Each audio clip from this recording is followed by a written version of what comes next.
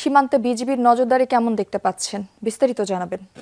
যদি আজকে ঠিক ভোর ৫টা থেকে ৫:৩০টার দিকে কুষ্টিয়া দৌলতপুর উপজেলার প্রাকপুর সীমান্তে অর্থাৎ কুষ্টিয়া যে দৌলতপুর প্রাকপুরের যে সীমান্ত রয়েছে সেখানকার প্রায় ৪১ কিলোমিটার এরিয়া রয়েছে যেটা অরক্ষিত সীমান্ত।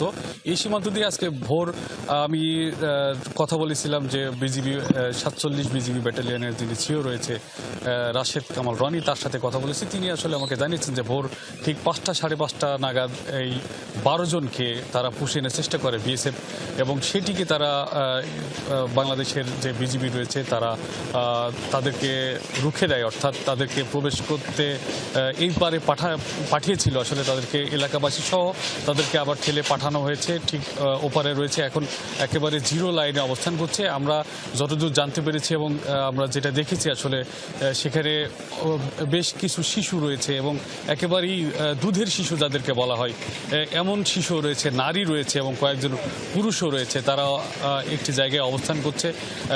ঠিক সেই জায়গাটিতে এখনো দেখানো সম্ভব হচ্ছে না, কারণ অনেকটা আড়ালে রয়েছে তারা। আর এই বিষয়টি নিয়ে আসলে দেশের সব বিভিন্ন সীমান্ত এলাকা দিয়েই কিন্তু এই পুষের চেষ্টা চলছে, এবং বিজিবির পক্ষ থেকে জানানো হয়েছে তারা কিন্তু বিকেল বা দুপুর নাগাদ তারা সেখানে উপস্থিত হবেন এবং দুই পক্ষের বা দুই দেশের তাদের সাথে আলোচনা হবে। আসলে তারপরেই সিদ্ধান্ত নেবে যে তাদেরকে আসলে কি করবে। জ্যোতি। রুহুল আমিন বাবু, আপনাকে ধন্যবাদ আমাদের সাথে যুক্ত হওয়ার জন্য।